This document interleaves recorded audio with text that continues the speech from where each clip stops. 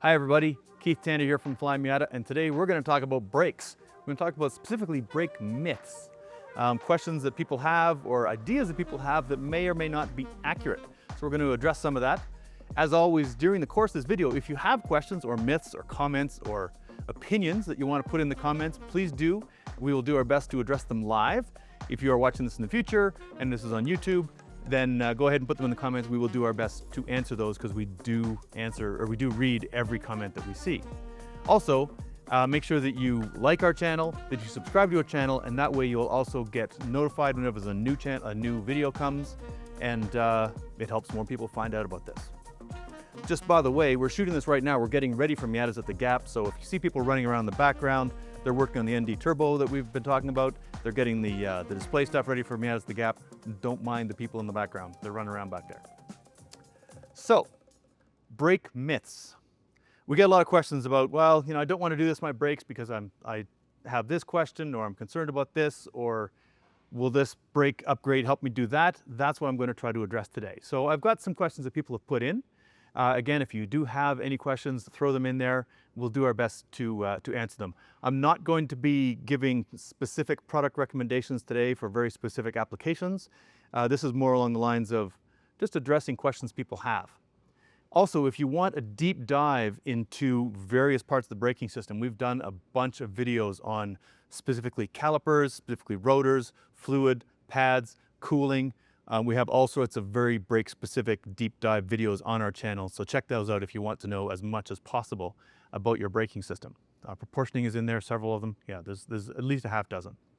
So, the first myth we're going to go over, the first question we're getting into, does a big brake kit help me stop faster?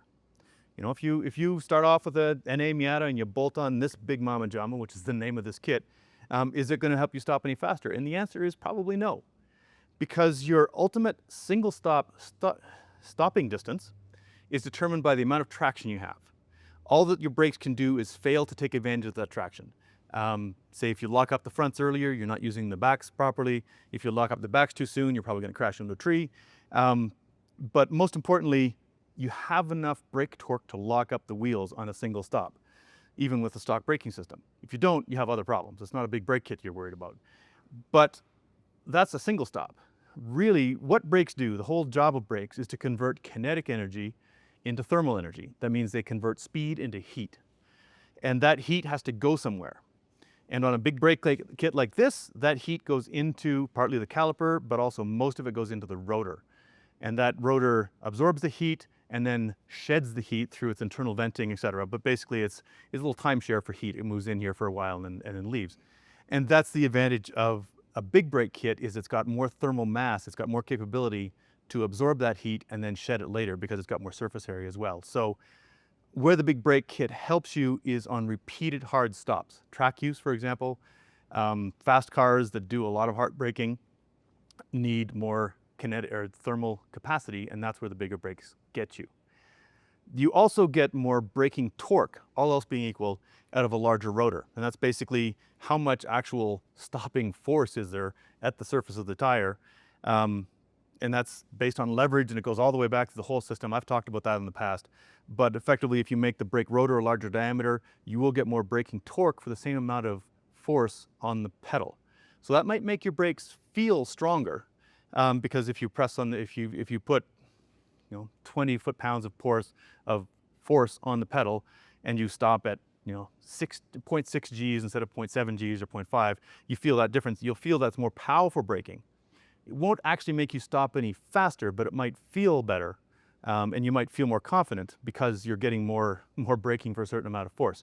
And that's something a lot of OEs will do, is they will overboost the brakes to make them feel very, very powerful, very, very strong. It's like, oh, you jump in a car and you just touch the brake and the thing stands in its nose. You go, wow, these are great brakes. They're probably not great brakes. They're just overboosted. But that is one thing that you will get out of a big brake kit. So there are certainly advantages to a big brake kit, but shorter single stop distances is not necessarily one of them. The place to look for that is tires and proportioning. And we've talked about both of those in our videos in the past. Okay, another one we get a lot, and people are asking about their brakes and say, well, it's a street-driven car. I only take it to the track about once a year, so I don't need a lot of brake. The thing is, you need as much brake as your worst case scenario. You need enough to survive whatever the worst thing you're going to do. Your brakes, when you're on the track, when you're rampaging down, what's a track with needs a lot of braking? Let's go to Laguna Seca.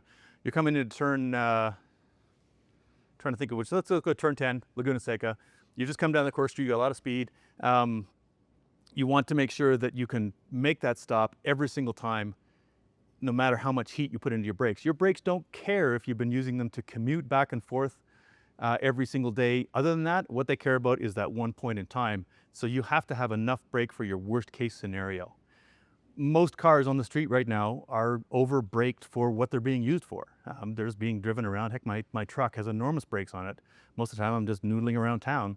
But when I hook up a big trailer and I start driving across country and I'm coming down Vale Pass, big steep pass, I've got 6.5 tons of trailer on the back. At that point, my braking system matters. So that's what my brakes are engineered for, not for running to Home Depot to pick up some plywood. So if you only track once in a while, you need to have brakes for that once in a while. If it's a pure track car, you may end up with the same braking system because the highest loads, the highest demands, will still be the same. On a similar note, can you have too much brake? Can you overbrake a car? And the answer is basically no. There's no problem with having more brake than you need. There is a problem with not having as much brake as you need. So you can err on the side of caution. You can put on too much brake. There's some downsides. One is cost. You know, if you go and buy yourself the Big Mama Jama kit, it's going to cost you a couple of dollars, as opposed to just putting pads and rotors in your stock brakes. It is often heavier because of, again, that thermal mass, that actual literal mass in the rotor. It can be a little bit heavier, and you can get into wheel fitment problems. You might not be able to fit, you know, your set of stock daisies from your 1990 Miata, well, you can't, over these brakes. They simply won't fit underneath. So there are downsides to it. Like I said, cost, weight, wheel fitment, rotating mass. But from a day-to-day driving, basically there is no downside. The one possible downside is basically they don't get warm enough to work. But since street driving is almost always about having cold brakes to start with, that really doesn't come into the equation. On a similar note, can I run race pads on the street? Can I get the one race pad, the one brake pad that does everything? Everybody wants the magic brake pad. And brake pads are kind of like tires. You can take a set of all seasons on the track. It's not going to be great. They're going to melt. They're going to wreck them. But you can do it. Same thing with brake pads. They are designed to work in a certain temperature range. And if you take a set of pads and put them way outside their happy range, they will suffer. Obviously, if you take a set of pads that aren't track capable and you take them on the street or on the track, they're going to overheat. They're going to start to fade. You're going to have braking problems. That's the obvious problem. But going the other way and running brake pads or race pads on the street means that they're way below their operating temperature. They don't have much friction. They will make a lot of noise. We've all heard that. They will often have rapidly increased wear, whether that's for the rotor, whether it's for the pad. They'll throw off a lot of junk, which will possibly wreck your wheels. Been there, done that. So trying to find the magic brake pad doesn't really work. I strongly recommend if you're willing to change your wheels and tires at the track, you should be willing to change your brake pads as well. Most brake systems, it's pretty easy to do by design. I can't pop any of these off right now because they're all locked in. Well, here you go. This one, I can just slide brake pads in and out like a toaster. I need to take a bolt off to do that one. But yeah, if you are going to be working your brakes hard, if you think you're going to need race pads, I would recommend having a set of street pads and a set of race pads. It's the best way to go. Do we have any questions over there, guys? Okay, so the question is, if I put big brakes on and I delete my booster, does it make it easier or harder to lock up the brakes? The brake booster, and again, did a video on this, is a force multiplier, basically. It takes the amount of force you're putting on the pedal and multiplies it by roughly 4 to 6 times. So in order to get equivalent stopping power, you have to apply 4 to 6 times as much pressure on the pedal or as much force on the pedal to get equivalent brake torque. You can get some of that back by going with a larger diameter rotor, by going with more aggressive pads, that sort of thing. You're not going to get it all back.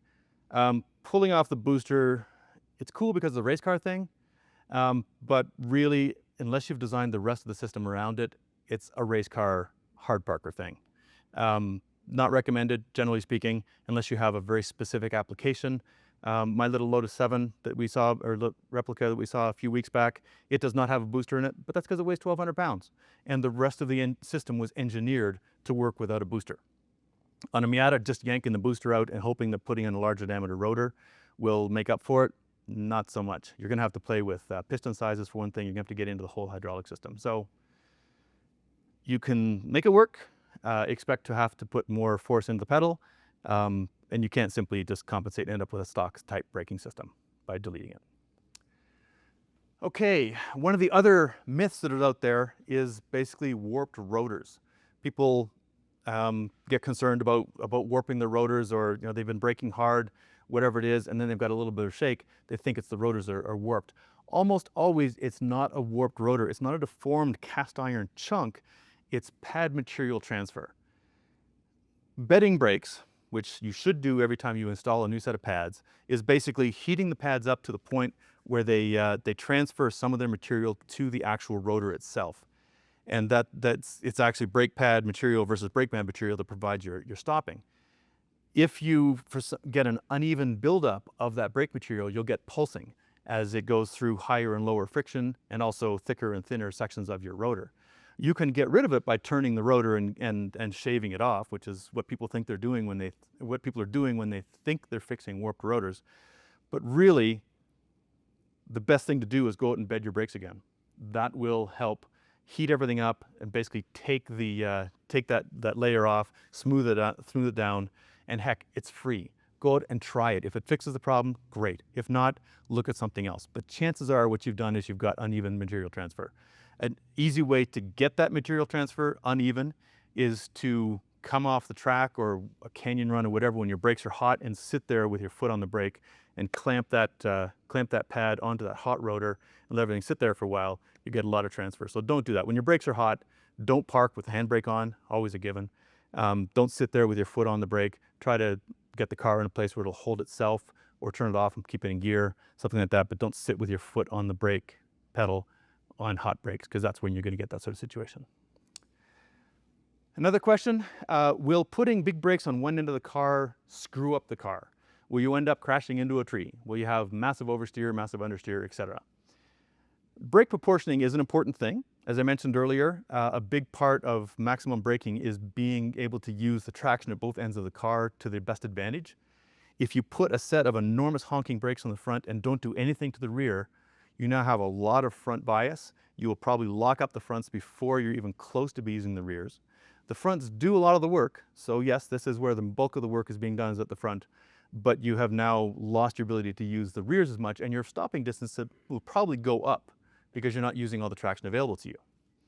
That's why we offer a lot of four-wheel kits to make sure that you get the front and the rears, and even our kits that still use stock calipers in the back, we often offer a proportioning valve along with that, so you can adjust the fluid pressures to make up for that mismatch in front to rear pressures. Now on the late NBs, all the NCs and all the NDs, they have electronic brake force distribution. Basically, they have electronic proportioning valves, which will hide or mask a lot of this. They will be able to cope with it to some extent, but still, the closer you are to having correct mechanical balance, the less work those systems have to do to sort of balance things out. So you'll notice it less on something like an ND, which has a much more sophisticated distribution system than the late NBs do, as it should. So you'll notice it less, but still, I like to keep the base mechanical balance balanced as much as possible. And there's a whole bunch goes into brake proportioning. Again, the whole video on that one. It's a lot more complicated than just taking a knob and turning it 2 turns and you're done. It's interesting stuff, but yeah, there we go. Another one is, are bigger calipers a better choice than just doing pads and rotors and lines, or should I just do pads and rotors and lines and fluid, basically? And that should get me everything I need. And the answer is maybe. Depends on what you're trying to solve. A factory brake system with good pads can do a lot. The pads are the thing that are most directly affected by the heat, so you've got to make sure you have pads that can handle the heat range you're working in, as we discussed earlier. You always have to have good fluid. You always have to have good lines.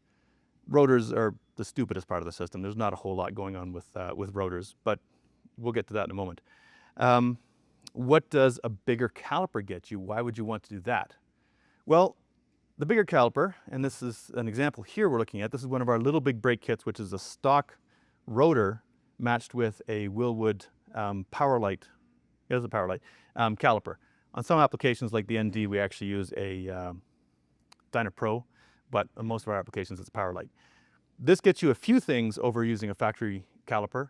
You get better heat dissipation because of the aluminum body. You get opposed pistons, so you get better distribution of brake force, of pressure on the actual pads, so you're more even pad use. They're less likely to be affected by things like the slider pins gumming up, as it happens on factory calipers. They're easier to change pads. As noted earlier, you can just change pads out when you're going to the track, going to the street. They're significantly lighter. The Little Big Brake Kit for the ND saves, it's either 18 or 28 pounds over the entire car over some of the factory options. Significant amount. They're stiffer, so you have less squish in your brake pedal. Nobody wants squish in their brake system. You can feel the difference in the pedal right away. It's a much firmer pedal. And they're lighter weight. So there are a bunch of advantages to doing this. If you are just looking for a little bit more, we do offer our Stage 1 kits for all Miatas, which are basically good pads, good rotors, good fluid, good lines, to basically optimize your factory system. But there are certainly some advantages to going with a different rotor, or different caliper, even on a stock rotor. As I said, weight, stiffness, pad options, serviceability, and I mean, they look cool, but yeah, that's, I'm gonna go for a technical side of things. That's the least important part. Another question is, should I use smooth, slotted, or drilled rotors? The general idea behind the slots in these things, and I don't know how viable it is, I've never done any back-to-back testing, but the idea is that the slots help get rid of that incandescent layer of braking material that's right at the surface and helps clean it off, so you get basically, there's less between your brake pad and your rotor, which is supposed to be fantastic. Like I said, never done any testing back and forth, but they do seem to stay a little cleaner. They also act as a nice brake wear indicator. If the slots go away, you're done. Drilled rotors, don't do it. They are an excellent way to end up with cracked rotors, which is an excellent way to have an accident. The drills, the holes are basically, they are stress risers. There are some manufacturers that put them on as pure fashion items, and those are very high-end manufacturers with very expensive rotors that have been cast with the holes in them. Even then, it's a fashion thing. It's not a great idea. If you look at actual race cars, you're not going to see any drilled rotors. So don't do drilled rotors. So if you do have any questions, if you are looking for a good brake solution for your Miata, for however you're planning on using it, whether it's a pure track car, if it's an occasional track car, if it's a commuter to work, if it's a canyon car, whatever, we have, our customer support team is happy to help you out with those sort of questions. You can reach us by email, you can reach us by phone, you can reach us out to us by social media, although email and phone does work better. Also, we have a new tool on our website. We're calling it the Technical Research Tool, and it's found under the Resource menu, and it's an experiment. It is a Google Notebook, which is an AI agent, of course, but it's only been trained, it's only been given information that we have generated. It's subscribers to this channel, basically. It has all of our instructions in it, it has all of our knowledge base articles, it has all of our website. It has 250 something videos from Flyin Miata that are pure technical stuff, so you can be sure that any questions you get out of it are ones that we have answered in our videos, in our instructions. So if you want to ask it what the right torque is for the rear sway bar mounting points on an NA, it can tell you that. If you want to know what happens to your handling, is it dangerous to drive with a broken sway bar end link, it can answer that question. If you want to know what the best color is for Miata, it will not tell you that answer, because it doesn't know. That's not in our instructions. I mean, we know it's white with martini stripes, but other than that, now it's going to be in there, isn't it? We will add this video to that knowledge base as well. But basically, it's a knowledge base that you can query, that you can ask questions, and it will give you good quality information. We've been testing it internally here for a while, and our customer support team has given it a thumbs up. So give it a shot. Let us know what you think. We are always willing to experiment with it, but hopefully it will get you good technical information when our customer support team is not around to help you. So there you go. It's not replacing anybody. It's just expanding our hours. Look at it that way. So thanks for your attention. If you do have any more questions, any brake myths, any brake concerns that you want addressed, please throw them in the comments. We will address them in the future. And otherwise, thanks for your attention. We'll see you again soon. My name's Keith Tanner.